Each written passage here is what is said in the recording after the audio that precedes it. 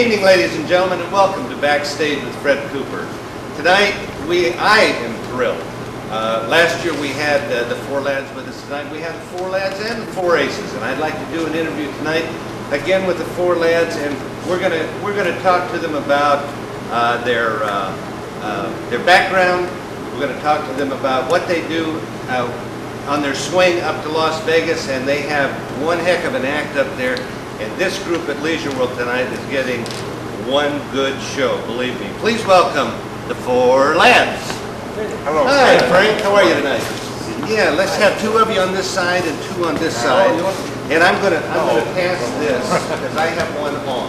Oh. So yeah. I can't get them all in. And that way, Frank is the lead. You are. No, he's the lead. Well, okay, but you're the band. I'm sort of the spokesman kind of person. Leader, and you Oh, signed. leader. They said you signed it like the way. Listen, last year we had the four lads. This year we got the four lads and the four aces. I can't wait to see what's going to happen next year.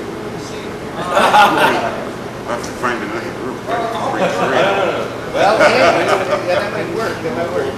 You are an original. Yes. You are an original. Give us some background. How did you? Well, the four lads started in Canada back in 19. We left Canada in 1950, went to New York to pursue our show business career, and that's where we started. And the rest is history. No. Mitch Miller signed it. We were working a club in New York City called the Rubon Blue, and Mitch Miller came in to see us, and he liked us, but he didn't really quite think we were ready to record. About 6 months later, along came Johnny Ray, and he decided to put us on record with him as Johnny Ray's backup group. So that was our introduction to records.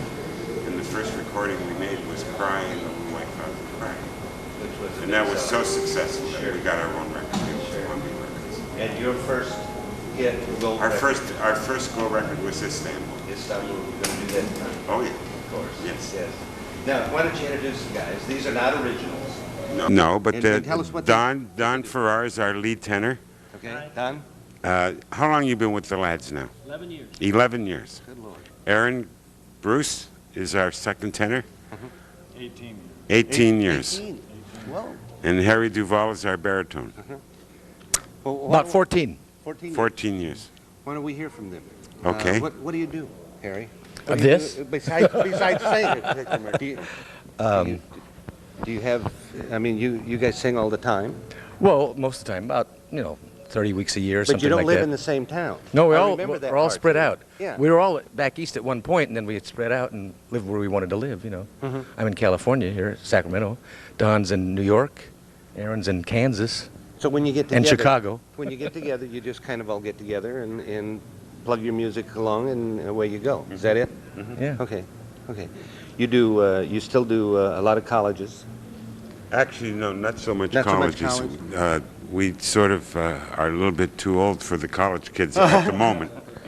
But we do a lot of, well, we're going to Vegas from here. We do that three times a year with the Four Aces. Oh, 3 times a year. Yeah, we do that 3 times a year. And How long do you stay? we stay for 2 weeks at the Four Queens. At the Four The Four Lads, the Four Aces at the Four Queens. How about that? And your wives? They come out. They're the Four Oh, Queens. yeah. They're the Four Queens, yeah. Yeah, right. Aaron, say hello. Talk to us, Aaron. I haven't got a wife any longer, I know about that. You know about that? Oh, yeah. Well, I sing the second tenor part, and I've been with the group for 18 years. What else do you want to know? Huh? Where do you live? Topeka, Kansas. Topeka, Kansas. Yeah. Good night. Can you find that? No wonder you're out here. Dorothy and Toto can't find it, No wonder you don't have a wife. That's true. Oh, it's so good to have you guys. I know this show's going to be great. Oh, thank you. We're glad to be here. Yeah. Let's hear from. Pass the baton to me. The Hi, I'm Don. tenor. Don Farrar. I've been with the group for 11 years and sing top tenor. And You live in I live in New New York? York City. I have a little piano repair and tuning business on the side up there. How interesting. Now, when you guys go to Vegas, okay, you of course you know a couple of years in advance all of this stuff going on, right? Yes. You book at least a couple of years. How long do you stay there? Well, we're there 2 weeks. We played the Four Queens. We're there 2 weeks each period. And we played 3 times a year. We were there in February. We'll be there now in June, and then in October we'll be back again. Okay, do you do the lounge show or do you do a... Well, they only have one showroom Oh, at do the they? Four Queens, Oh, yeah. okay. Okay, I'm It's not called the familiar. French Casino. Is that right? Yes. French Casino. You like that? I love it. I love Okay. it. Sounds great to me. I'm sorry, French Quarter. Well, I think a casino. See, it's the French Quarter, of course. the casino, yeah. The French Quarter overlooking the casino. There you go. All right. Hey, it's really great talking to you guys again, and I'm so happy that we could put this together. I know last year one of the Aces got a little problem we're going to talk about later, and they couldn't make it. Right. But you guys came out, and folks loved you very much. And I know you people that can't make it tonight are going to miss one heck of a show, believe me. And we'll miss you too. Yeah, because these guys did, if you listen to, in Southern California, if you listen to K-Joy, they play their records all the time. They play the Aces all the time. It's some of the good old music, like me. Okay. Hey, thanks, you guys. I appreciate Thank being you, here Fred. very much. Nice to see you again. And Thank you. we'll do this again. Okay. Okay. All right. Thanks, partner. Take care. Thank you. Okay, we'll be right back, ladies and gentlemen, with the Four Aces. So stand by and talk to you in a minute. Welcome back, ladies and gentlemen, with the four lads that finally end up in Las Vegas 3 times a year. Is one of my favorite groups, I know, from the 50s. Please welcome the Four Aces. Four Aces. How are you? Good, good, good. Come and have a couple of you over here and a couple of you over here. And let's start with you. Yeah. Fred Diodati is the name? Oh, Freddie? Yeah. They call you Freddie, I heard them. Sure do. Is that what they call you? Yes, Okay. among other things. Now, you guys have been doing this how many years? Well, I've been doing it for 37, 38 Are you an years now. original? No, excuse me. I replaced the lead singer in 1957, sang with the original group, and as each one left, we replaced them with Joe about 25, 26 years ago, Harry about 20 years ago, and Danny is about 3 or 4 years now. How about that? That's But, good. yeah. That's good. Now, I understand last year we had booked you. Yeah. And one of you had a problem. I've did. had problems. You got I had a couple of operations back a few years. One was for one of these mechanical valves, you yeah. know, which I had carry around with me, and I thought I was having some problems with it. I was kind of afraid to go on the road, so. Well, So we got you this year. Oh yeah, feeling good too. He's getting a lobotomy right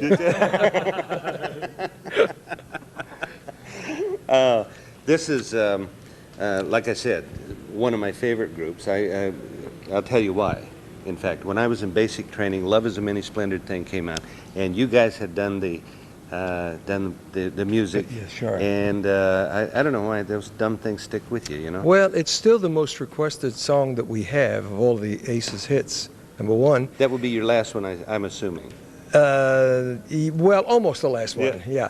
And then the fact of the matter is it was associated with a great motion picture. Yes. I think that makes a difference, too. Yeah. If it's a good song, that's one thing. And if there's a motion picture attached to it, that's something else. And you guys harmonized so well. Oh, thank you. Yeah, you did a Thank great you. job on that. Let's find out what else do you guys do anything else besides sing? No, we just You retired? Just no. Well, I guess you Semi? could. We certainly don't work the way we used to because, and in some ways, this business is more enjoyable for us than it ever was because of the fact that we all have families now. We have grandchildren. And Really? Yeah, oh, yeah. Oh, come on. Two of them. Okay, right. 2 of us have grandchildren. But so I think in many instances we're enjoying it even more. We're doing different things. We still travel, but not as much. And, it's very rewarding to see people of our vintage sitting in the audience with a little gray hair A little. and reminiscing to the songs that we and the lads are recording. Yeah, that's great. You That's know, great. 30, 40 years later. Yeah, let's talk to the guys here. Joe Gilio was our tenor voice and has been for at least 25 years, 26 years now. Yeah. 5 grandchildren. Is that right? Well, 3, 2 on the way. Is that right? Yep. Well, how about Catching that? up to him. He's got 7. Uh-oh. No, don't ask. No. And who we got This here? is Harry Heisler. Harry Harry. joined us in the '74, so he's been with us. It's almost 20 years now. And Dan joined us about 3 years ago. And Dan has added an awful lot to the group. He's a heck of a singer. And every once in a while, when my voice doesn't respond, he does the job. And it gives me the incentive to keep singing, because if I don't, I'm going to lose my job with the Aces. Talk about, okay, you were with the originals. Let's talk about back in the 50s. Right.